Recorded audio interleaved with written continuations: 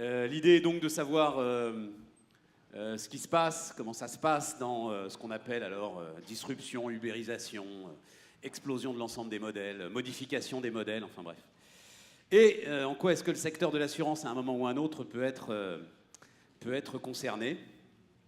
Donc, autour de la table, Pierre Louette, qui est le directeur général délégué d'Orange maintenant. Pierre Louette, désolé, non mais voilà, vous aviez été secrétaire général il n'y a pas très longtemps, les choses évoluent, voilà. Donc Pierre Louette, directeur général délégué d'Orange. À côté, Christophe Novak. Alors vous allez me traduire ce que Global Programme Management Plan Digital pour Accor. Bref, vous vous occupez de la digitalisation ou de la façon dont Accor, le groupe Accor Hôtel on dit maintenant d'ailleurs, hein, doit résister à la vague. Le régional de l'étape, c'est-à-dire l'assureur, c'est Olivier Jaillon, président fondateur de la Parisienne Assurance. L'homme qui a résisté à tout, Yann Ricordel, le directeur général des Taxis Bleus, qui est un peu le héros de cette affaire. Et puis Benoît Thiolin, qui va avoir un regard, alors pour le coup, érudit, intéressé et passionné. Vous avez été président du Conseil national du numérique, maintenant c'est fini, hein, Benoît Thiolin. Et il y a un élément dont on parlera ensemble et qui est un élément très important, c'est le Conseil national du numérique, notamment, est en discussion avec les pouvoirs publics. Et la façon dont les pouvoirs publics réagissent ou pas à l'ensemble de ces tensions est quand même là aussi quelque chose de très intéressant. Yann Ricordel, on va commencer ensemble parce que vous concentrez tout hein, aujourd'hui.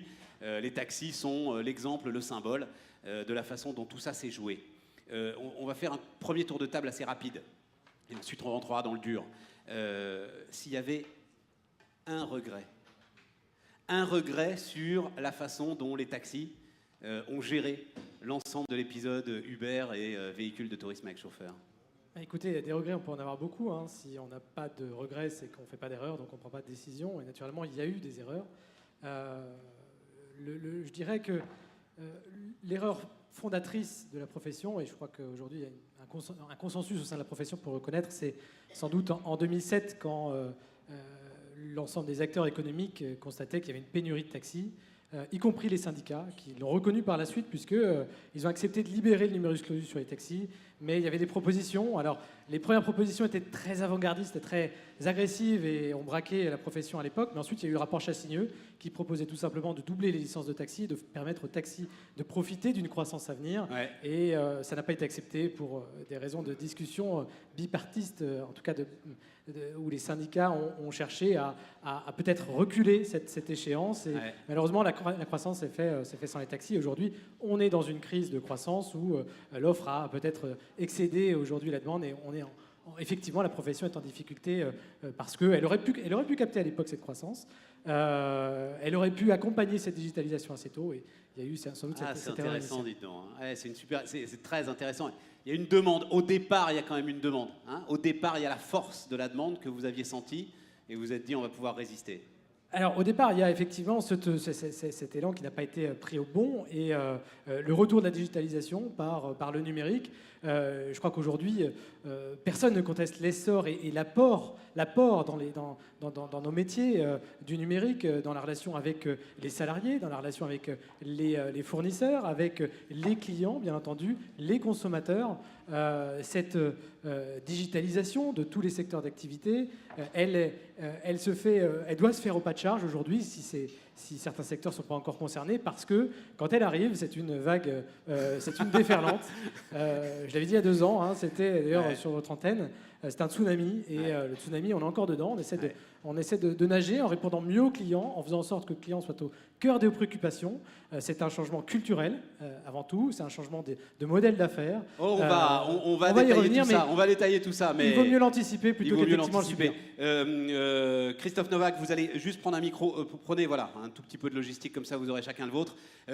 Accor Hôtel, alors, et on en parle quasi quotidiennement en fait, hein, est en train de chercher, d'inventer des moyens pour essayer de résister. Alors vous, c'est quoi? C'est Airbnb, c'est Booking, c'est déjà pas mal. C'est une priorité. Si je vous demande là, sur l'immense pile devant laquelle vous arrivez tous les matins, une priorité. Ça, c'est la question la plus dure. Alors, juste pour dire, parce qu'en fait, on mène 150 projets dans l'année, puis je vais vous surprendre un peu. C'est probablement l'humain. C'est pas un projet. C'est-à-dire? On fait de la transformation digitale, on a des hôtels, C'est-à-dire qu'à un moment donné, vous rentrez dans un hôtel, et si vous ratez l'accueil, si vous ratez la relation entre nos salariés et l'humain, vous aurez beau faire une magnifique application, des magnifiques banques de données sur vos clients, ils ne reviendront pas. Donc il faut que l'accueil soit formidable. Là, vous me faites la conclusion de la table ronde en introduction. C'est normal. Mais c'est ça. C'est formidable, on y pense. Vous aurez beau faire les plus grands systèmes du monde. Si le type, à l'entrée, à l'accueil de l'hôtel, il vous accueille comme un chien, c'est mort. C'est ça. Donc ce qui est formidable, mais ça j'en parlerai un peu après, pourquoi pas, c'est qu'on gère donc de gros investissements, 225 millions d'euros, on a mis le paquet, on a des milliers de collaborateurs qui travaillent sur ces projets, beaucoup de coordination, mais je pilote le plus passionnant, c'est la transformation, c'est qu'Accor Hôtel, c'est 3800 hôtels dans 92 pays, 180 000 collaborateurs. On gère plus de 18 langues. Donc c'est des cultures, c'est des langues différentes, avec des marques qui sont internationales. Et ben, comment vous appliquez tous ces processus-là ? Et là, c'est une vraie aventure et qu'on ne réussit pas seul. Donc, vous avez posé la question tout à l'heure sur le titre ou ce que l'on fait. En fait, c'est un travail d'équipe multiculturel. Pierre Louette, justement, j'ai l'impression, parce qu'il y a l'accueil du client, il y a la dimension humaine dans l'accueil du client, et puis il y a, alors ça va peut-être vous surprendre, hein, et pour le coup, vous aurez tout à fait le droit de sortir votre joker, mais il se trouve que je connais très bien cette entreprise Orange, et depuis de nombreuses années. Est-ce que ce qu'elle a traversé au tournant des années 2008-2010, ce qu'on a appelé à un moment la crise de suicide, c'était pas finalement une direction qui avait compris ce qui était en train de se passer, mais qui n'a absolument pas été capable de l'expliquer, de la gérer. Et en fait, c'était une crise de la disruption, de l'ubérisation, de la transformation profonde et accélérée que devaient faire les télécoms. C'est une question qui est légitime, quoi. On peut se la poser.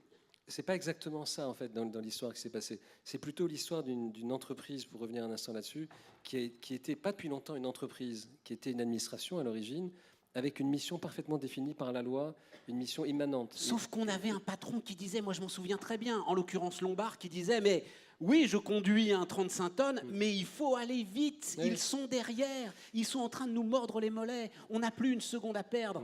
Et que ce discours-là, à l'époque, mais je ne sais pas s'il marcherait encore aujourd'hui, et c'est pour ça que je voudrais qu'on en parle ensemble, c'était pas possible. Non, mais si vous faites les questions et les réponses, c'est vrai que ça va être Pardon.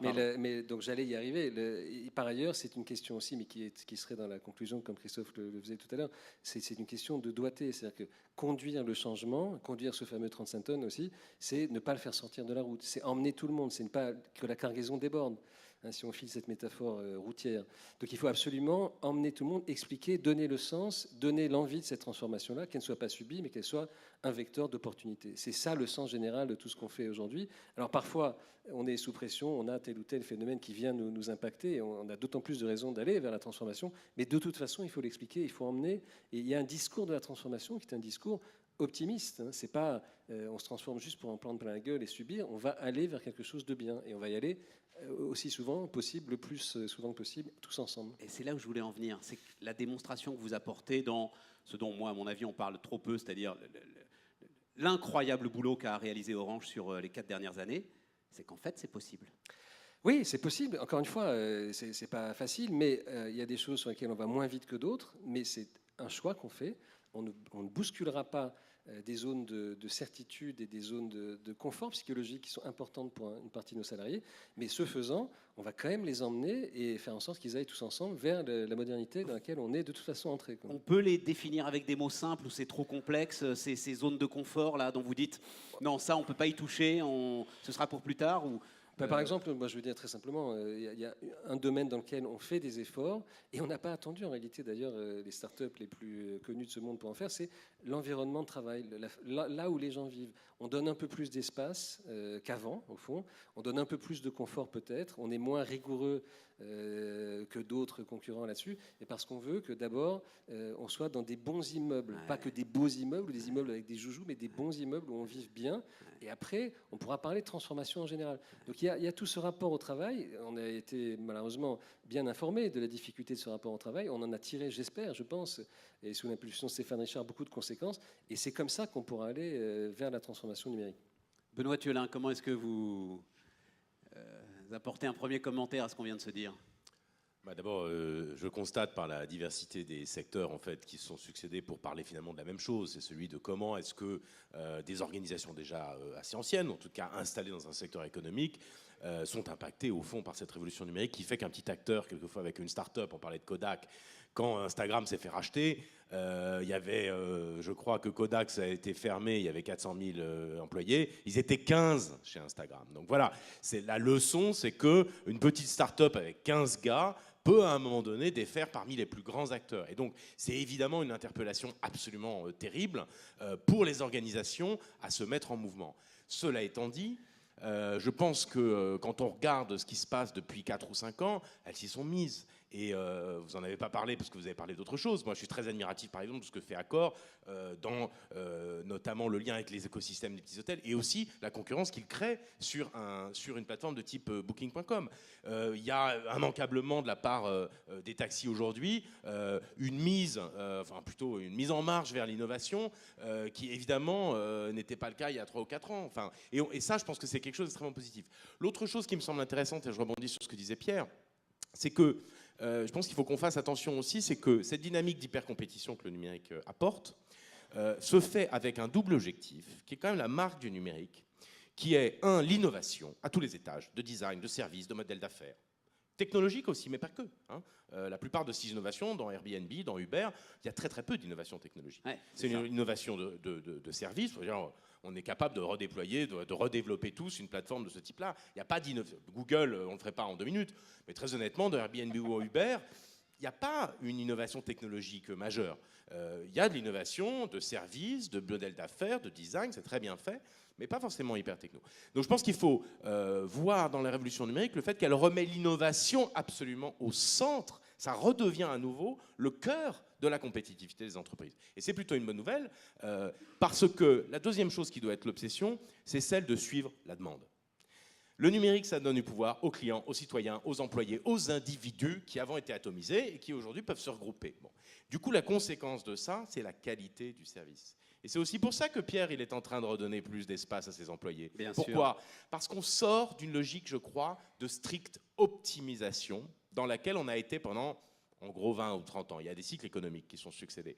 Je pense que la dernière vague a été une vague terrible d'optimisation, marché global, domination de la question financière, au fond, au sein des entreprises. C'est les financiers qui ont pris le pouvoir à partir des années 80 jusqu'à maintenant.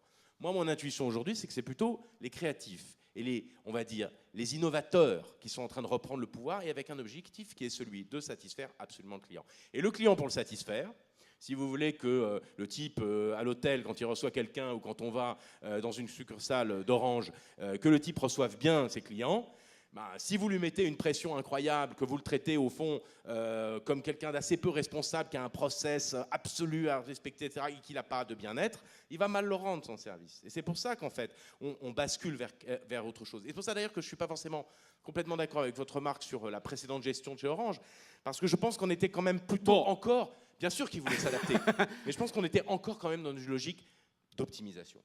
Je pense que l'enjeu aujourd'hui, c'est plus responsabiliser les acteurs, avec une obsession qui est celle de la qualité du service. On va reprendre tout ça, c'est très intéressant, mais je voudrais que Olivier Jaillon aussi nous donne son point de vue. Ma question, elle est simple, Olivier Jaillon. Est-ce que le secteur de l'assurance est conscient? Il y a la FinTech, c'est le dernier mot à la mode d'ailleurs. La FinTech, elle parle davantage de la banque, y compris d'ailleurs quand c'est des dinosaures qui se disent qu'ils pourraient devenir en croquer un morceau, que de l'assurance. Est-ce que le secteur de l'assurance est conscient aujourd'hui de l'ensemble de ce qui est en train de se passer ? L'industrie de l'assurance n'est pas très consciente, je ne pense pas. Ce sont des mastodontes. Plus une industrie est puissante, oligopolistique, monopolistique, moins elle est consciente. Donc plus elle a l'impression, pour reprendre les premiers termes, qu'elle peut résister. Elle peut résister aux vagues. Et en fait, plus elle est fragile, puisque la brèche peut se créer par un Instagram qui a 15 employés face à Kodak qui en avait des milliers. Donc je pense qu'on est une industrie très fragile. Donc on n'est pas très conscient. Pour reprendre quelques thématiques qui ont été abordées, on a les mêmes dans l'industrie de l'assurance. Donc allez-y. Juste, il y a une demande particulière ? Parce que moi j'ai l'impression... Demande d'assurance. J'ai l'impression que c'est ça qui un petit peu protège le secteur. Moi je me dis, quelle demande j'ai en matière d'assurance ? On va y venir. Moi je pense qu'on est amené à disparaître. On est amené à disparaître sous notre forme actuelle. Parce qu'aujourd'hui, l'assurance, elle s'achète de manière autonome. Demain, je pense qu'elle va se consommer Elle va se consommer avec d'autres services, elle va se consommer avec des biens, mais elle ne va plus s'acheter de manière autonome. Donc elle va complètement se désintermédier. Donc pour reprendre la thématique qui a été abordée, je pense que c'est toute l'expérience utilisateur qui est à prendre en ligne de compte. Donc l'innovation technologique n'est pas très importante, c'est un vecteur, c'est un support, c'est un outil, mais il n'a en fait aucune importance. Et le bien-être du consommateur dans la consommation de son service assurantiel est la chose la plus importante. Et c'est ça qui va nous disrupter. C'est-à-dire qu'on est convaincu qu'on doit maintenir nos réseaux de distribution, notre vente directe, nos agents, nos courtiers. Mais en fait, ça ne va plus se consommer comme ça. Alors le sujet, c'est quand. C'est pas est-ce que ça va se passer, c'est quand est-ce que ça va se passer. Parce qu'évidemment, ça va se passer.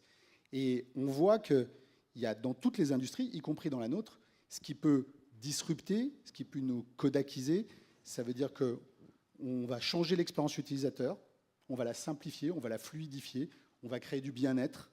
Donc ça, c'est un premier vecteur auquel il faut être très attentif. Le deuxième vecteur, à mon avis, où il faut être très attentif, c'est qu'aujourd'hui, avec les difficultés du monde économique qui nous entoure, l'économie du partage est quelque chose qui procure du bien-être aux consommateurs. Ils ont l'impression de consommer ensemble et de se soutenir. Et c'est quelque chose que nous, aujourd'hui, on n'a pas encore pris en compte, les assureurs.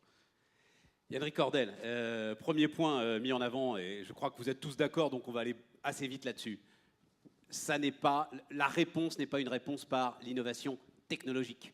Je crois que le gouvernement vous a bricolé une appli. Bricolé, pardon pour le terme. C'est une API.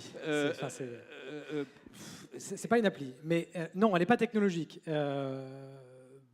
Effectivement, je rejoins ce que disait M. Thiolin tout à l'heure. Aujourd'hui, lancer une application mobile, on nous a dit pendant 3 ans, qu'est-ce que vous attendez pour lancer votre application mobile? Et pourquoi vous n'avez pas votre application mobile? Vous auriez lancé votre application mobile, vous auriez peut-être perdu un peu moins de part de marché à un moment donné où le marché est en train de se rééquilibrer. Bon, notre application mobile, elle a été créée en 2010. Les premières applications mobiles de mise en relation avec des chauffeurs sont des applications mobiles qui ont été créées pour des taxis. MyTaxi aux États-Unis et en Allemagne, MyTaxi en Allemagne et Taxi Magique aux États-Unis. Des interfaces, des applications mobiles pour taxi, pour VTC, pour chauffeur particulier qui fait du covoiturage urbain, il y en a des centaines et des centaines et des milliers. Il y a même des sociétés qui vendent en marque blanche des applications comme Uber. Bon, la technologie n'est pas un élément de différenciation. Bien sûr, il faut que l'expérience client numérique soit irréprochable. Il faut travailler ce sujet-là en priorité. Mais nous, notre vocation, c'est de servir des clients qui sont des adeptes de l'application mobile, autant que des clients qui sont frileux sur les applications mobiles et veulent pouvoir commander leur taxi bien dans la rue en appuyant sur un écran digital ou en appuyant sur un bouton. On a porté un projet avec la mairie de Paris dans ce sens-là. On a créé un pilote pour pouvoir appeler son taxi dans la rue.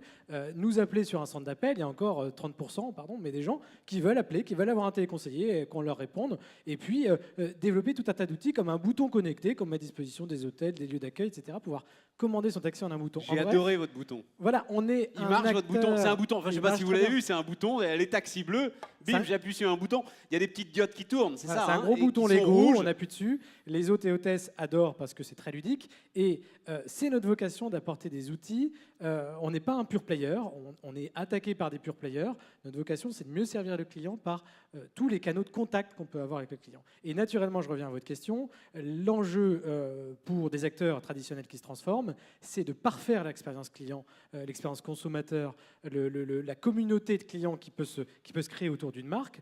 Et c'est aussi de transformer ces modèles économiques.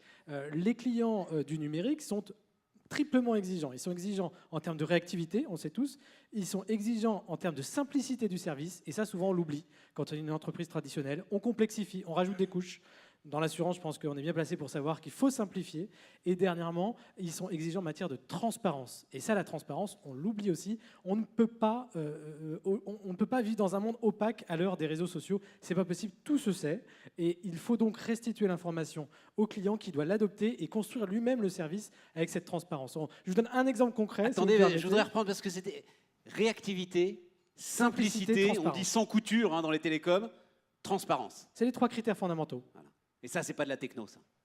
Enfin, si, un petit peu la simplicité. Quoi, la techno aide. La techno est utile pour ça. Si on ne fait pas de techno, on peut aussi faire du low-tech et faire la même chose. Ouais. Mais la techno peut aider à simplifier les usages, à donner plus de transparence, à restituer de l'information aux clients. Bien sûr, la technologie aide et accélère sur ces 3 critères-là.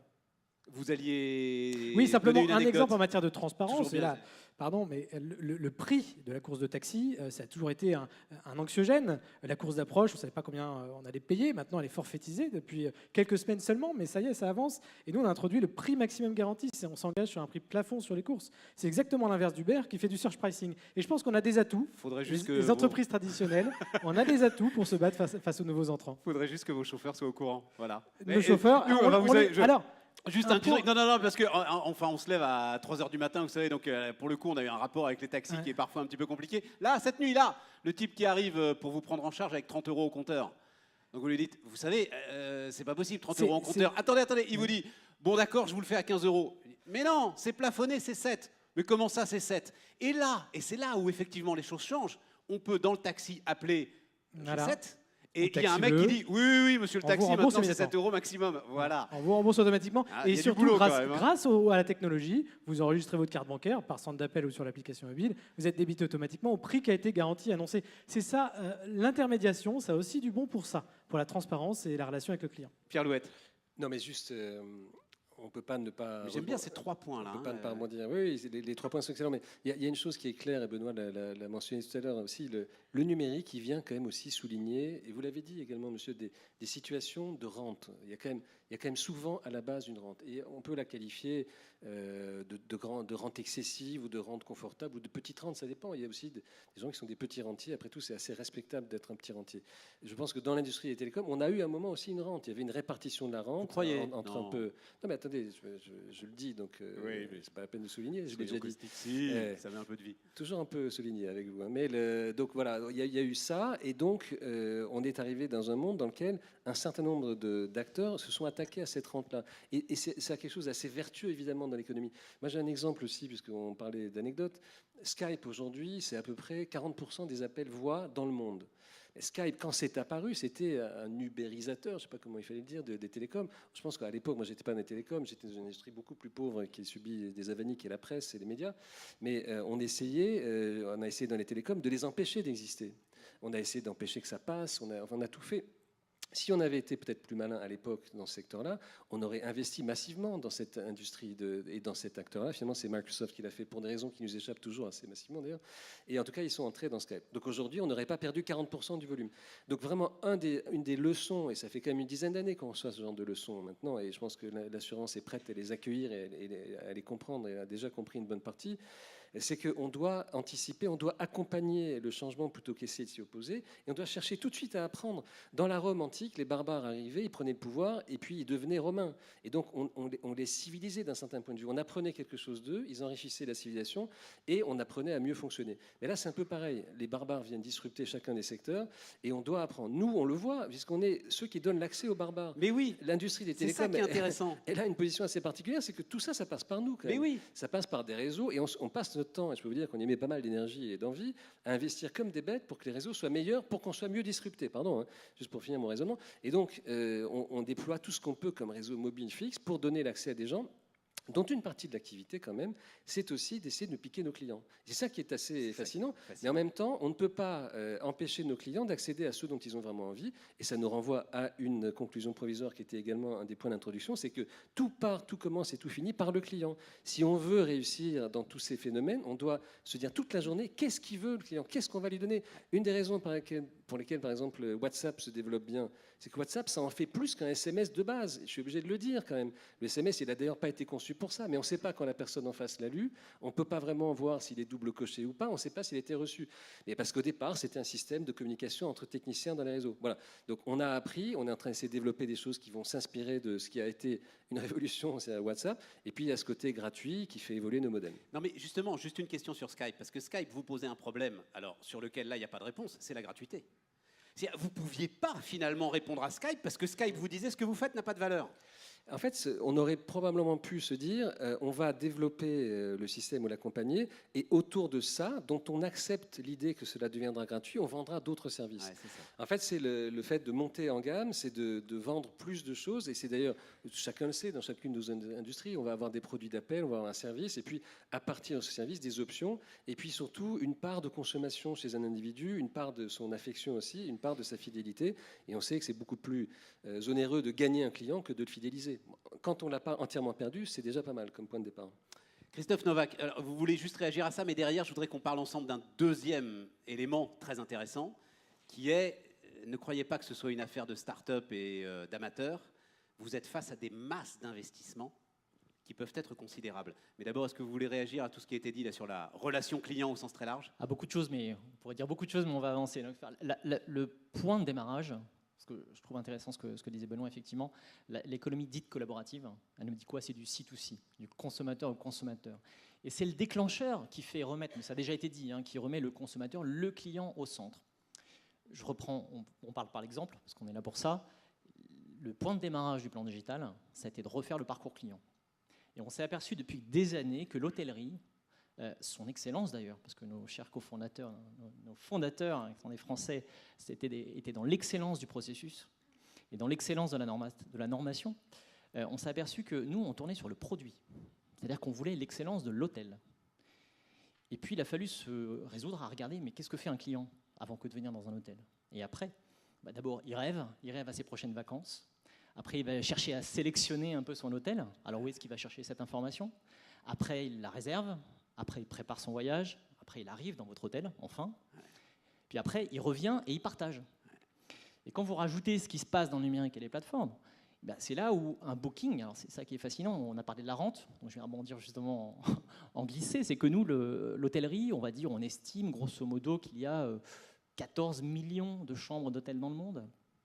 La plus grosse des chaînes hôtelières, qui est américaine, doit faire à peu près 800 000 chambres. Donc c'est un marché fragmenté. Et Booking est arrivé, en fait, en agrégeant un marché fragmenté de petits indépendants. Et en faisant ça c'est la force de la plateforme, la puissance du réseau, au carré du réseau, donc il prend des commissions. Et Booking, en quelques années, une grosse dizaine d'années, arrive à une valorisation aujourd'hui, on va dire l'an dernier, il est à 55 milliards de dollars de valorisation. Un groupe comme Accor qui a été créé il y a 45 ans, et qui possède quand même quelques milliers d'hôtels, dans 1500, est valorisé une dizaine de milliards. Là, on ne va pas pleurer. Ouais. Mais ça vous montre la rapidité avec laquelle ça va. Et conséquence de tout cela, ça leur donne des moyens financiers formidables. Un Booking aujourd'hui est devenu quasiment le premier client qui achète des mots-clés chez Google. Son business, c'est d'acheter du placement, d'arriver en haut de la page et d'être le premier sur lequel clique le client, le fameux select, quand je sélectionne mon hôtel. Donc ils ont travaillé d'abord là-dessus, ils ont acheté leur notoriété. Et au point que, par exemple, si vous avez un Novotel dans la ville de Quimper, si vous tapez ces deux mots-clés-là, aujourd'hui, vous verrez d'abord le lien vers booking.com avant le lien vers accorhotel.com. Non. Si. Même sur vos marques ? Et oui, oui. Ils achètent nos marques. C'est autorisé aujourd'hui, en tout cas. Donc, c'est assez formidable. Ils ont une puissance de feu délirante. Et puis, après, on va plus loin. Donc, ça veut dire, est-ce que votre riposte, elle peut être du même niveau ? Non. Au niveau c'est-à-dire au niveau financier. Au niveau financier, ce qui est formidable, c'est que du coup, qu'est-ce que ça crée dans l'hôtellerie ? On peut trop parler de l'hôtellerie, mais en fait, ça lance la course aux millions. C'est-à-dire qu'aujourd'hui, il y a du coup une consolidation du marché hôtelier. Donc, on parlait des grands qui étaient ce grand jeu, des grandes chaînes hôtelières qui ont mis des années à développer. Enfin, on était très fiers de dire qu'on ouvrait 2 hôtels tous les 3 jours, ce qui est formidable. Chez Booking et Airbnb, ils rigolent. Ils vont dire, moi, je fais ça en 2 semaines. C'est ce que vous faites en 1 an. Ouais. Donc, ce qui est extraordinaire, c'est que du coup, aujourd'hui, on se lance dans les grandes manœuvres, là, cette fois-ci financières et industrielles, où les grandes chaînes hôtelières sont en train de s'agréger parce qu'elles veulent peser face à ces mastodontes au niveau international. C'est très impressionnant. Vous restez concurrents quand même. Et alliés. Parce qu'on considère, et c'est ça qui est formidable de la disruption, c'est que quand un Booking arrive, la première chose qu'il fait, c'est remplir vos hôtels. Vous n'allez pas fermer vos tuyaux pour lui. C'est ça. Donc c'est celui qui serre le nœud coulant est aussi celui qui vous donne à manger. C'est un truc de dingue quand même. Seulement on est serré le nœud coulant, mais il faut jouer avec eux, c'est obligé, c'est normal, c'est aussi un allié, c'est aussi quelqu'un qui compte, mais c'est quelqu'un avec qui qu'il faut prendre au sérieux. Là, par contre, l'erreur d'un Kodak serait de dire tout se passe bien, je serai gros pour l'éternité, ça restera toujours des petits, c'est juste pas vrai. Et donc, il faut réfléchir immédiatement à bouger les lignes.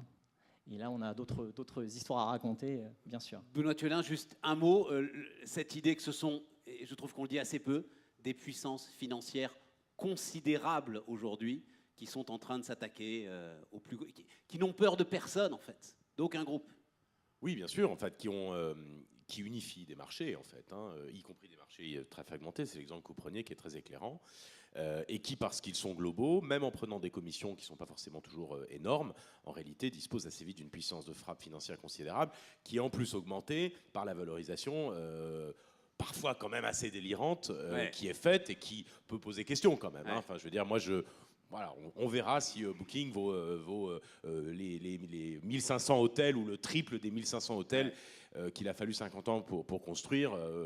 J'y mettrai pas complètement la main au feu. Mais valorisation d'Uber aujourd'hui, c'est quoi, 60, 70 milliards, 60 milliards, oui, voilà, mais à peu près. parce qu'on est sur des anticipations, 63, en fait, parce qu'on est dans une dynamique qui pour l'instant fait ça, mais enfin, pour l'instant, c'est aussi des puissances financières qui leur permettent aussi d'attaquer des marchés en étant extrêmement à perte aussi. C'est quand même, et d'ailleurs, et du coup, légitimement, beaucoup d'entreprises de la vieille économie peuvent dire qu'il y a une forme de concurrence qui, sur le long terme, est évidemment déloyale, mais on verra d'ailleurs si ces puissances-là, avec des valorisations qui peuvent tout à fait un jour s'inverser, disposeront de la même force de frappe. Enfin, je veux dire, le jeu n'est pas si écrit que cela. C'est ça que je veux dire aussi. C'est que autant je pense, ce que disait Pierre est très juste sur le fait que, évidemment, qu'il y a eu parfois des rentes qui sont aussi dues à des nécessités de réglementation qui sont légitimes. Le problème en réalité, c'est que quand vous réglementez, vous régulez, eh bien vous le faites pour de bonnes raisons, mais ensuite il y a une rente qui peut parfois vous protéger pour de bonnes raisons, mais du coup qui ne vous pousse pas à l'innovation. Et c'est ce qui s'est passé dans l'hôtellerie, c'est ce qui s'est passé dans les transports, c'est ce qui s'est passé dans beaucoup de domaines. Là aujourd'hui, on déverrouille, on repousse des acteurs traditionnels au fond à aller vers l'innovation. Bon, ces acteurs continuent d'avoir quand même, à mon avis, un capital, une culture, etc. Et puis ce que disait Pierre sur les Romains est très juste, c'est-à-dire que vous avez aussi, en fait, parmi ces nouveaux entrants, évidemment, une forme de normalisation. Oui, mais enfin, Amazon se met à ouvrir des boutiques. Vous voyez ce que je veux dire? Ce qu'il a oublié de dire quand même, c'est qu'un certain nombre de Romains étaient passés de vie à trépas quand même dans le. Ah, mais bien sûr, bien sûr. Ça vous avez... voilà. Bien sûr. Oui, bien sûr. Il y avait eu du dégât quand même. Je serais pas passé dans la douceur, l'inquiétude. Oui, mais je serais quand même pas étonné que un des destins de beaucoup de ces plateformes, ce soit finalement de remonter la chaîne de valeur, évidemment, d'être sur l'intermédiation, mais aussi probablement de réoccuper les secteurs les plus traditionnels dans lesquels ils ont essayé d'aller par le haut, quoi.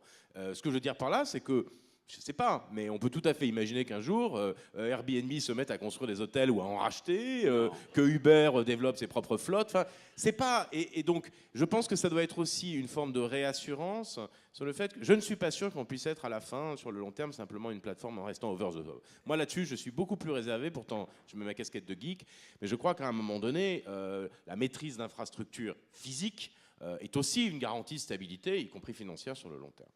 Olivier Jaillant, est-ce que là-dessus, juste sur cette puissance d'investissement, le secteur de l'assurance ne peut pas assez légitimement se sentir à l'abri?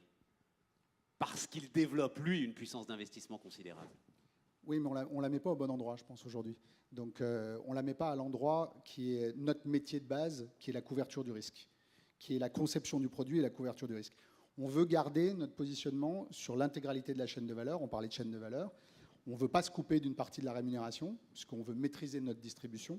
Donc les grands assureurs en sont la preuve. Ils veulent maîtriser leur réseau d'agents, leur réseau de courtiers.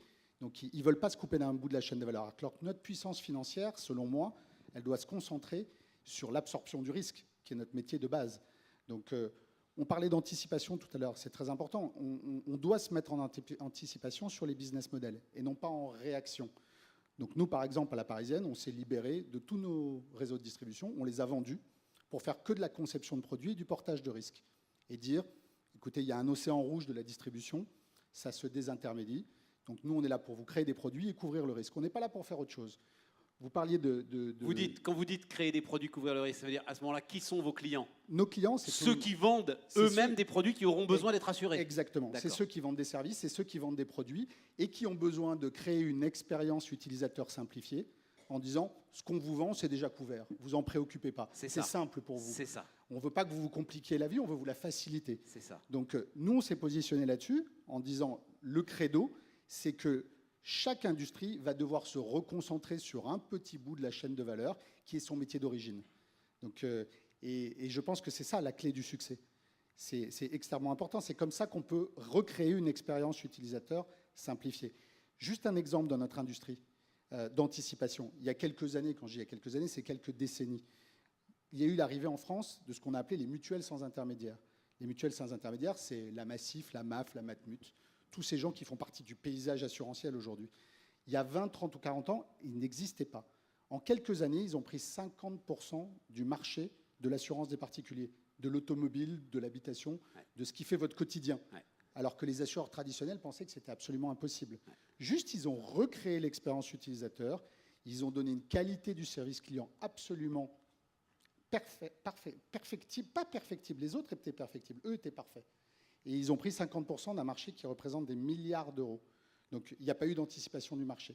Maintenant, je pense qu'on est au stade d'après, ce qu'on n'est pas capable d'anticiper, que nous, on essaye de faire avec agilité, parce qu'on est plus petit que les autres, bien entendu, c'est de dire le stade d'après, c'est la désintermédiation, ce n'est pas vraiment la digitalisation des process, ce n'est pas vraiment l'innovation technologique, tout ça, ce sont juste des outils pour permettre de communiquer, mais le vrai sujet, c'est comment on est en prise directe avec le consommateur et comment on se concentre sur notre métier d'origine. Mais en même temps, votre sujet, si j'ai bien compris, c'est de faire disparaître l'assurance, en fait. C'est ce que vous avez commencé là-dessus. Voilà, c'est à la rendre invisible. Elle va être, alors pour le coup, invisible, sans couture totalement. En anglais, c'est une commodity. C'est-à-dire que c'est plus un service autonome en soi-même. C'est juste une facilité qui est offerte à tous. Yann Ricordel, vous faites face, vous avez le sentiment de faire face à une puissance financière. Nous, on sait, on a été à un moment énormément pris à partie par les taxis, et sans arrêt revenait, et moi j'ai trouvé ça très intéressant, Goldman Sachs. Parce que je crois que Goldman Sachs avait une participation dans Uber à un moment. Voilà. Oui, et tout à coup, c'était, on doit affronter Goldman Sachs, et là, c'était l'étoile noire. Tout comme Google, qui aujourd'hui est plutôt un concurrent d'ailleurs d'Uber. Mais je crois qu'il y a deux choses. Il y a effectivement une capacité financière qui vient de lever de fonds qui sont parfois gigantesques. En tout cas, sur notre marché, c'est le cas. Mais il y a aussi, pendant un temps, deux modèles d'affaires, deux philosophies d'affaires qui sont parfaitement opposées. Celle d'entreprises traditionnelles, comme les nôtres, qui font de la croissance raisonnée, de la croissance rentable. Il faut maximiser la rentabilité tout en faisant de la croissance. Et celle de start-up qui n'ont pas de préoccupation de rentabilité, mais doivent maximiser la croissance.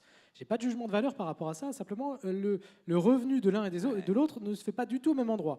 Pour l'un, c'est dans son PNL, en bas de page, et pour l'autre, c'est dans les levées de fonds successives. Donc, quand on est une start-up et qu'on lève des milliards et qu'on parie sur une croissance maximum pour réussir la levée de fonds suivante, eh bien, on achète cette croissance, soit par les mots-clés sur Google, soit eh bien, en achetant des parts de marché avec des codes promo, en baissant les prix au détriment de ce qu'on sait, parfois des chauffeurs. Mais c'est cette dynamique-là. Et ça dure un temps, parce qu'on sait qu'à un moment donné vient l'IPO, l'entrée en bourse, et il faut effectivement à ce moment-là jouer carte sur table.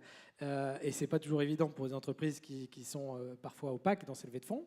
Ce qui vous fait penser qu'à un moment, le vélo va tomber, quoi.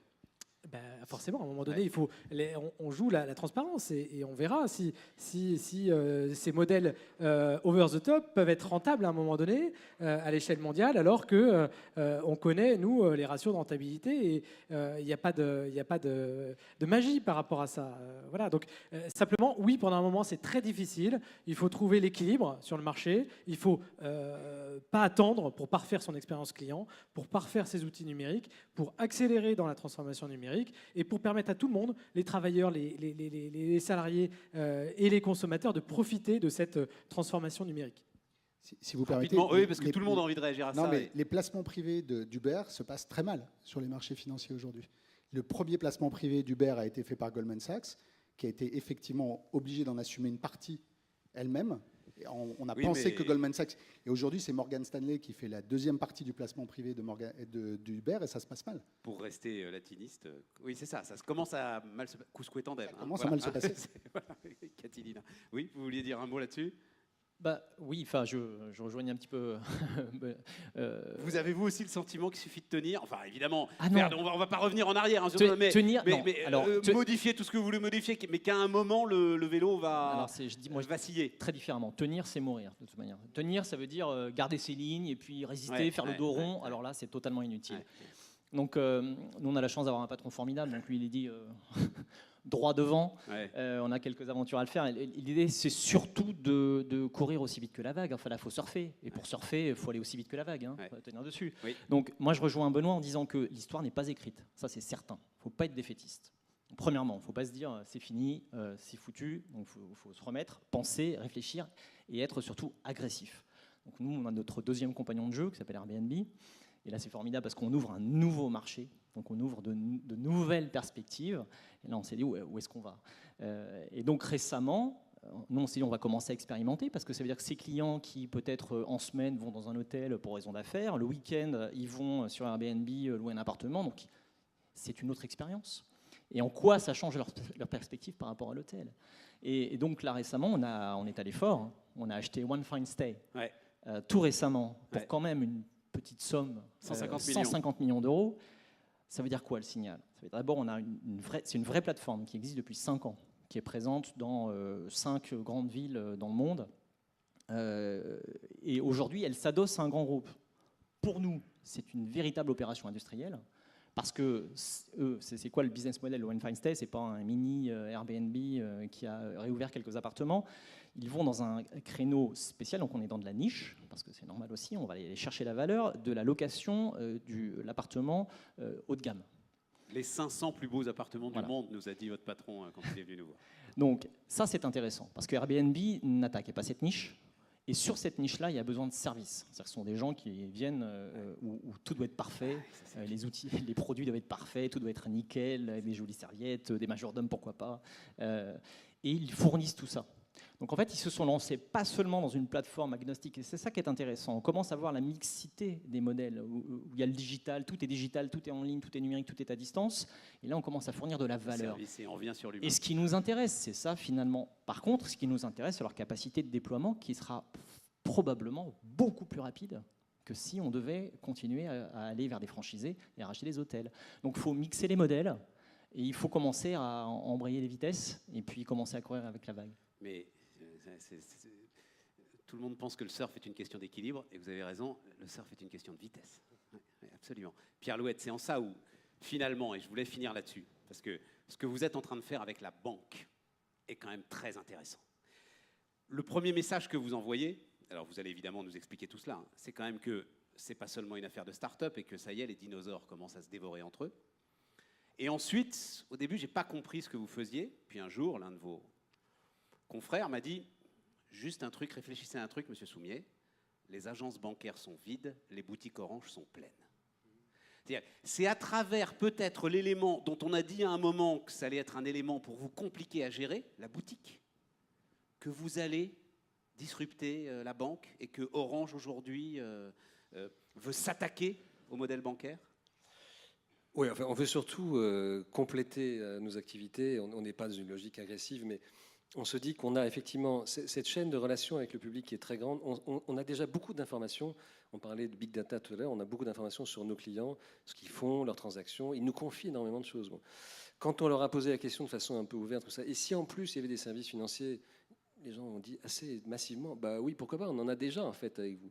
Donc il y avait une espèce de chose assez naturelle d'aller et aussi d'aller vers les boutiques, comme vous le disiez très justement, où on a beaucoup de passages, beaucoup de gens qui aiment bien encore venir voir les produits, les toucher, au-delà d'avoir des relations d'abonnement avec nous. Donc c'est un complément assez naturel de nos activités. Donc c'est comme ça qu'on l'a conçu, et effectivement, ça peut faire fond sur les relations qu'on a déjà accumulées. Ce dont on n'arrête pas de parler en fait dans cette table ronde, c'est de la relation, c'est de la relation qu'on a su créer et qu'on a su conserver. Et c'est vraiment ça la chose fondamentale. Et de la même façon, on peut imaginer que les grands acteurs qui sont nés de la transformation digitale, ils sont essentiellement attachés à ça. Quand Facebook en fait entre en lutte absolument ouverte aujourd'hui avec Google, c'est pour la relation, c'est pour éviter que ceux qui sont dans son univers aillent faire de la recherche ailleurs et partent de chez lui. Rester en relation, offrir tous les points de contact, tous les points de relation. Nous, on étend en fait nos points de relation à l'univers bancaire, paiement, éventuellement assurance, parce que ça ne paraît pas surnaturel. Mais si on dit un mot de l'assurance, parce que c'était quand même, je pense, un des thèmes centraux aujourd'hui, un mot, c'est qu'au fond, ce qui est assez surprenant, c'est qu'elle n'ait pas été disruptée plus tôt, parce que il y a, moi je me souviens, quand je démarrais dans l'Internet, il y a déjà un certain temps, bon, on regardait les modèles purs et parfaits de l'Internet, c'est quand on est bits contre bits, c'est-à-dire du digital contre du digital. Il n'y a pas une obligation de livraison, comme dans le cas d'Amazon, ou de récupérer des atomes contre des bits. C'est bits contre bits. Donc là, effectivement, on a, avec l'Internet et la mise en relation que Benoît a mentionné, de la collectivité, une capacité à avoir des cotations du risque, des cotations fondées sur des analyses de data très très poussées. Et donc il y a tout ce qu'il faut pour faire un marché, hein, et tout ce qu'il faut pour faire un prix, et pour faire un produit de couverture, un produit assurantiel. Donc c'est vrai que c'est en train d'arriver. Il y a aussi la réglementation, je pense, qui a protégé beaucoup un certain nombre d'acteurs, comme nous-mêmes, nous avons été protégés, parce que la réglementation, elle pose des barrières, elle pose des murs. Et il faudra certainement aussi, pour finir d'introduire, si j'ose dire, ce sujet assurance, auquel je ne connais pas grand-chose dans le fond, mais il faudra certainement aussi qu'il y ait une politique de réglementation de l'utilisation de la data dans le domaine de l'assurance. Parce qu'effectivement, sinon on va savoir très très bien quels sont tous les comportements des gens. Ceux qui coûtent plus cher à la collectivité, on pourrait ne pas les assurer. Ou ne plus... Voilà, bref, il y aura un besoin d'éthique aussi dans le traitement de data pour des produits assurantiels qui sont parfaitement à même de se développer à partir de la disruption numérique. Juste un mot, Pierre Louette. Vous avez dit, on n'est pas dans une démarche agressive sur la banque. Moi, j'ai lu les communiqués d'Orange, revenu substantiel. Donc, oui. Pour tirer un revenu substantiel d'un marché qui apparaît quand même comme un marché bien mature, à un moment, il va falloir quand même que ça bouge, faire bouger un tout petit peu les lignes. Oui, mais si vous voulez, de la même façon qu'on voit des acteurs autour de nous qui s'intéressent au réseau et qui veulent faire une partie de notre métier dans les réseaux, on se dit que nous, effectivement, on va chercher à compléter nos revenus, probablement en prenant un certain nombre d'acteurs existants, probablement, et en même temps, encore une fois, comme un complément de la relation qu'on a déjà avec nos clients. Ouais. Vous m'aviez apporté un élément de réponse tout à l'heure quand on discutait quand même juste. C'est-à-dire, c'est vrai que l'assurance aurait pu être sans doute disruptée beaucoup plus vite, sauf que les assureurs aujourd'hui sont parmi les premiers clients de l'ensemble de ceux qui organisent les réseaux, à commencer par Google, et qui bénéficient d'une forme de protection, oui, aujourd'hui. Alors, si on parle de Google, il y a un exemple très concret des dernières semaines, des derniers mois, des dernières semaines qui montre qu'on a une forme de protection naturelle. Donc vous parliez du fait des achats de mots-clés sur AdWords. L'industrie de l'assurance est un des plus gros acheteurs mondiaux de mots-clés sur Google. Google avait lancé une opération aux États-Unis et en Angleterre de comparateur d'assurance, qui est un vrai sujet de notre industrie, agréger les offres, et s'est retiré de ce marché au UK et aux États-Unis en moins de 6 mois. Donc, du fait de la pression de l'industrie de l'assurance, oui, c'est ça. Puisque les investissements étaient tels sur Google AdWords qu'ils n'ont pas voulu disrupter leur propre modèle de revenus en allant contrer par le biais des comparateurs. Encore un instant, monsieur le bourreau, je vous fais un chèque. C'est extraordinaire. Mais c'est une protection naturelle. Après, il y a des protections législatives, je vous rejoins, surtout en France. On a culturellement une industrie avec ce qu'on appelle de la tacite reconduction, c'est-à-dire que nos contrats, vous le savez, vous le vivez tous les jours, vos contrats d'assurance, ils se renouvellent automatiquement chaque année, ce qui n'est pas le cas dans les pays anglo-saxons. Donc, ce qui crée une mobilité du client beaucoup plus forte dans les pays anglo-saxons, et donc des acteurs assurantiels qui naissent et qui croissent extrêmement rapidement, ce qui n'est pas possible en France. La loi Hamon est une rupture là-dessus ? Alors, la loi Hamon est un début de rupture, puisque ce n'est pas véritablement des contrats à durée ferme, mais ce sont des contrats dont vous pouvez sortir si vous agissez, si le consommateur agit. Mais ça, c'est une subtilité, parce que dans les autres pays, les pays anglo-saxons, même si le consommateur n'agit pas, le contrat s'arrête. Le consommateur doit agir pour aller le renouveler. Donc cette subtilité fait qu'on est dans une inertie de notre marché où effectivement les contrats en moyenne restent entre 5 et 6 ans chez un assureur. Donc c'est beaucoup, 5 ou 6 ans. C'est une rente de situation. On parlait de rente de situation, c'en est une. Donc il faut déjà déverrouiller le cadre législatif pour permettre à des nouveaux entrants de s'épanouir dans cet écosystème. Donc ça, c'est très important. Benoît Thiolin, ça m'amène à ce qui va être quand même la conclusion de cette table ronde. Enfin, on va y aller tranquillement, mais est-ce que les pouvoirs publics prennent la mesure de ce qui se passe? Il y a des protections plus ou moins naturelles qui sont dressées à droite à gauche. On a bien vu que face aux taxis, ils ont été quand même très très démunis. Je ne sais pas si je peux citer Yann Ricordel quand on discutait, mais vous m'avez dit sur le dernier élément là, autour du rachat de licence, on est en train d'écrire un nouveau chapitre de l'incapacité aujourd'hui de l'État, d'ailleurs, parce que je pense que n'importe quel gouvernement dans la même situation, je ne sais pas s'il y avait une bonne solution, un bon moyen de gérer, enfin bref, de l'incapacité du gouvernement à gérer ce problème. Comment est-ce que vous commenteriez l'attitude de l'État et des gouvernements et des pouvoirs publics ? Elle s'est améliorée, mais je dirais à l'image de la prise de conscience générale dans la société. Enfin, il y a 5 ans, il n'y avait pas un patron du CAC 40 qui disait que Google est son concurrent. Aujourd'hui, ils en avaient quasiment 100%. Voilà. Donc, la prise de conscience a eu lieu. Elle a aussi eu lieu, je pense, dans à peu près tous les gouvernements. Voilà. Pour autant, c'est pas parce qu'il y a eu prise de conscience qu'il y a des plans d'action qui sont efficaces mécaniquement. Et on peut le comprendre d'ailleurs, parce que c'est pas forcément toujours très facile. C'est déjà pas facile quand on est à la tête d'organisations qui pourtant ont la pression du client et des moyens financiers, etc. Quand vous êtes à la tête de politiques publiques, c'est pas forcément facile. Et c'est d'autant moins facile que le problème aujourd'hui, si vous voulez, c'est que les innovateurs ne sont pas ceux qui sont les mieux en cours, en fait, auprès des grands décideurs politiques. Et donc, les décideurs politiques, ils ont plutôt connecté en fait à des acteurs traditionnels. Et donc c'est difficile parfois. Moi, ça a été mon rôle à la tête du Conseil national numérique pendant 3 ans, c'était de dire on va essayer de rééquilibrer un peu et de faire en sorte que les décideurs politiques, ils entendent aussi parler de ces innovateurs, pas simplement parce qu'il faudrait les soutenir de manière systématique, mais parce que parfois, bien sûr, il faut les favoriser et que un des drames aujourd'hui de la situation de l'Europe, c'est que souvent, en n'écoutant pas et en ne se préoccupant pas suffisamment de ces thématiques d'innovation, en écoutant parfois un peu trop, moi je pense, ceux qui sont bien installés, le résultat, c'est qu'on n'empêche pas les innovateurs américains de venir, mais par contre, on empêche carrément les innovateurs européens de s'épanouir. Et eux, ils ont parfois un peu de retard, ou parfois ils ont un marché qui est plus complexe à conquérir parce qu'on a 28 marchés en Europe, c'est compliqué, il y a des langues différentes, les réglementations ne sont pas unifiées partout, on n'a pas de financement aussi fort, etc. Et donc c'est souvent beaucoup plus compliqué pour un acteur allemand ou français de s'ériger à l'échelle de l'Europe que ça ne l'est pour un acteur américain de traverser l'Atlantique et d'arriver ici. Et c'est ça qui est problématique. Et je conclue juste là-dessus. Je pense que là-dessus, la grande responsabilité, à mon avis, elle est à Bruxelles. C'est-à-dire que je suis pro-européen, hein, donc c'est pas le sujet, je ne me défoule pas sur Bruxelles. C'est juste de dire que on peut essayer de mettre en place des politiques publiques au niveau des États membres. Je ne dis pas qu'il ne faut pas le faire, il y a des lois qui sont à voter parfois, etc. Mais quand même, globalement, ces sujets-là, ils doivent être gérés à Bruxelles. Et Enfin, là, attendez, pour le coup... c'est pas un commissaire européen, la fameuse phrase « il faut ralentir l'innovation » pour protéger ceux qui sont en place. Hein. Il l'avait dit en anglais, même d'ailleurs, cette phrase, Ouais. notre ministre Arnaud Montebourg. C'est pas un commissaire européen de Bruxelles qui l'a prononcé, cette phrase-là. Non, mais par contre, avoir signé le Safe Harbor en 2000, où vous laissez en réalité complètement la main sur la circulation des données, et du coup la mainmise des grandes plateformes américaines sur les données du plus grand marché numérique mondial, qui est 500 millions d'Européens, ça c'est un aveuglement stratégique absolument catastrophique. Et c'est quand même sur des... Et vous en avez jamais entendu parler avant 2013 ou 2014. Avant que ce soit remis en cause, en fait. On en a entendu parler maintenant parce que c'est remis en cause. Ça a été signé en 2000. Tout à fait. Et d'ailleurs, la conclusion de ça, elle n'est pas simplement de dire qu'ils ont commis une erreur. C'est en réalité, il y a un vrai défaut de réflexion stratégique au niveau européen. Et pour cause. C'est qu'en fait, il y a 28 États membres différents qui tirent tous dans un sens et il n'y a pas d'intérêt général européen. La force des Américains, si vous voulez, elle est double. C'est que, ils ont un président, ils n'en ont pas 28. Il y a une Maison-Blanche, il n'y en a pas 28.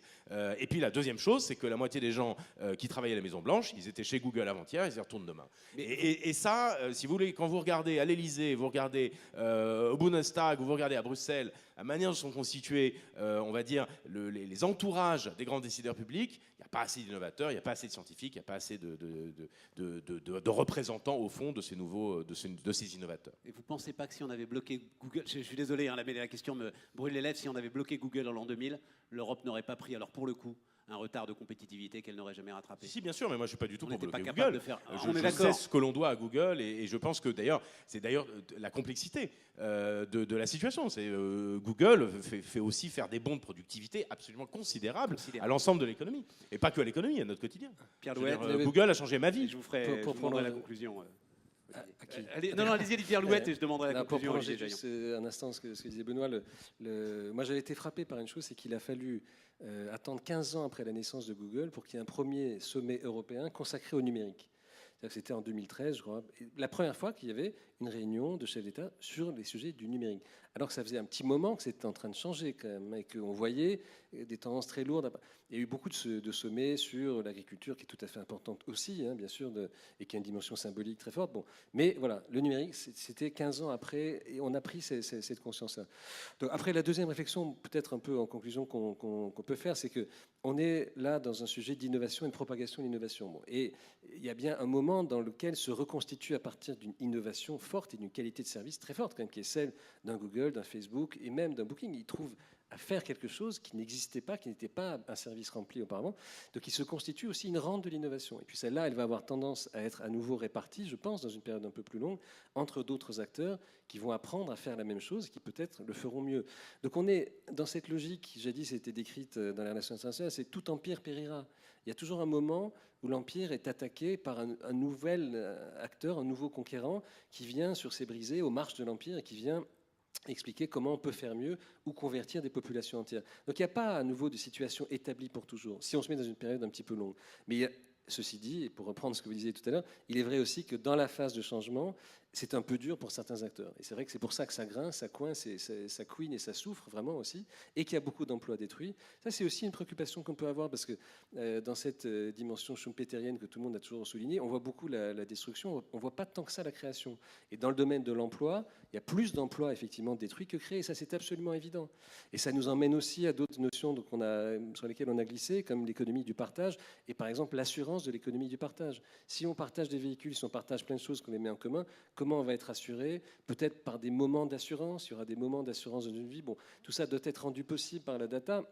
Mais ça change tout, effectivement, ça change tout. Simplement, en conclusion, les positions les plus établies ne sont pas acquises, définitivement. C'est d'ailleurs ça la vertu de l'innovation. C'est aussi peut-être pour ça que nous, chez Orange, on passe beaucoup de temps maintenant à regarder et à investir dans plein de petites sociétés, en se disant laquelle va demain disrupter une partie de ce qu'on fait, laquelle va être à l'origine une façon de gérer des réseaux différentes, laquelle va apporter des solutions de connectivité différentes. Voilà, on veut être dedans, on ne veut pas être à l'extérieur, on ne veut pas être au bord de la route, on veut être dans ce chemin-là pour préparer pour nos salariés un meilleur avenir.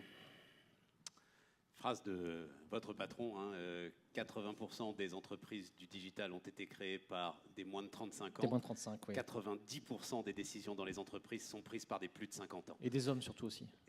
Et des hommes surtout. Il faut essayer de réconcilier ça. Une conclusion, Olivier Jaillon. Le secteur de l'assurance, c'est votre conviction, n'a pas pris la mesure de tout ce qu'on vient de décrire. J'ai du mal à le croire quand même. Enfin, il y a des types qui réfléchissent à la tête des grands groupes d'assurance aujourd'hui, de la même manière que chez Orange. Ils se rendent bien compte de tout ce qu'on vient de décrire.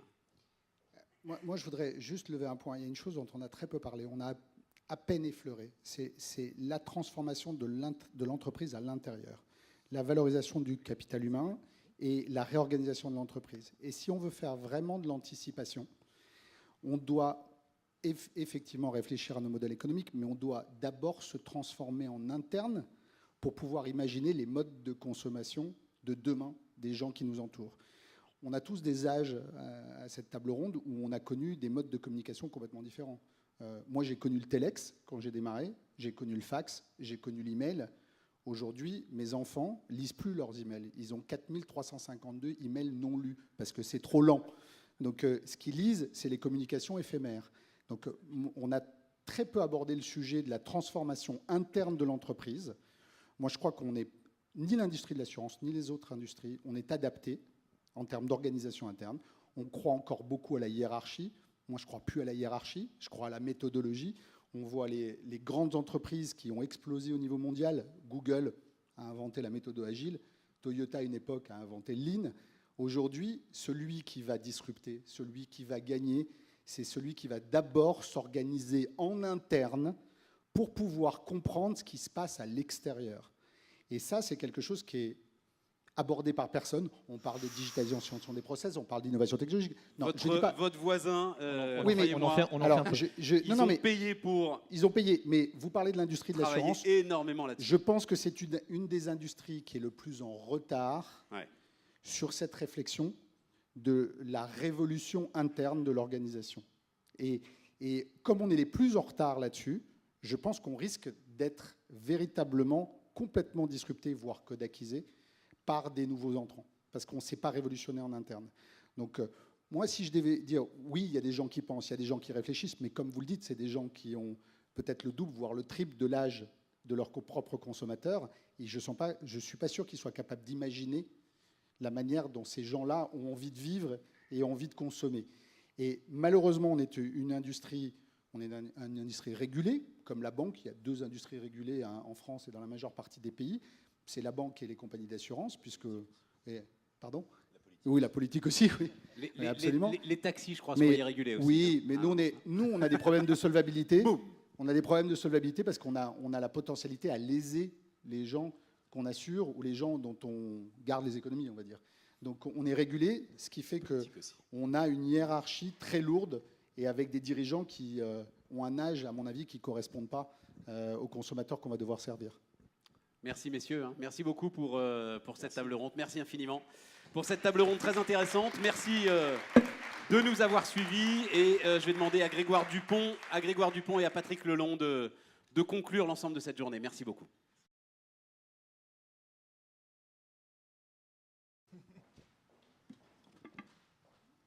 Tu commences, je commence.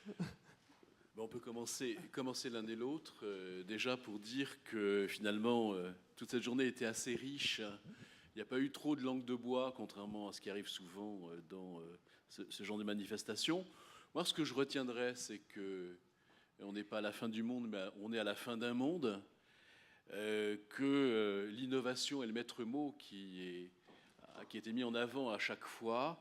L'innovation, c'est aussi l'anticipation. Ça signifie, et les derniers interlocuteurs n'ont fait que réenchérir ce qui était dit là-dessus, que si la société se transforme, l'homme se transforme, eh bien l'entreprise doit aussi se transformer, elle doit se libérer, elle ne doit plus fonctionner avec les critères d'avant. Et c'est pour ça que l'humain, finalement, est, j'allais dire,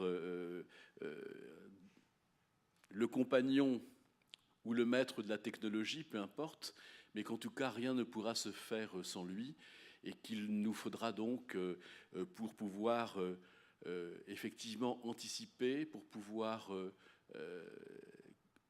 être à même de créer ce dont on aura besoin et dont on ignore pratiquement tout aujourd'hui, eh bien, il nous faudra être suffisamment libre pour pouvoir le faire. Donc c'est tout un programme de transformation et pour nous et pour les entreprises, et bien sûr pour le domaine de l'assurance. Oui, une observation en ce sens. Le titre de la manifestation, c'était la révolution numérique. En conclusion un petit peu de la journée, finalement, la révolution numérique, c'est une ouverture formidable du champ des possibles, mais au bout du bout, on aura des clients, des décideurs, des innovateurs qui trouveront des solutions. Donc, une espérance peut-être. L'humain va être toujours important, l'humain va être décideur, puisque toutes ces solutions imaginées, tous ces changements, à un moment ou à un autre, l'humain sera présent. On l'a dit, et je remercie beaucoup les derniers interlocuteurs d'avoir abordé ce sujet-là, c'est un rapport au travail, c'est un rapport aux salariés, c'est une destruction du travail, disons-le, parce qu'on est plutôt euphorique sur ces évolutions numériques, mais derrière, c'est des vraies difficultés par rapport à notre modèle du salariat dans nos civilisations. Donc, c'est pas forcément une révolution numérique, mais finalement une révolution sociétale que nous avons, qui est accélérée par les options, par les possibilités numériques, mais c'est ce que nous en ferons, ce que nous déciderons via nos politiques, parce que les politiques, ça a été dit un petit peu dans la table ronde, c'est nous qui les élisons, et se retrouvent dans des situations un petit peu kafkaïennes à leur niveau de devoir arbitrer entre l'ancien et le nouveau monde, mais c'est aussi nous-mêmes qui devrons arbitrer, trouver des solutions. Donc ce destin, chacun là, en tant que citoyen, en tant que consommateur, en tant que salarié, en tant que dirigeant, pour demain, trouver des solutions imaginatives pour un bien-être commun, même si c'est un peu lyrique à la fin de cette journée. Pour moi, c'est ce que je trouve intéressant. Bien, c'est lyrique et il fait soif, donc on va tous se retrouver là-haut pour pouvoir poursuivre amicalement ces discussions. En tout cas, merci pour votre attention et pour votre participation. À très bientôt.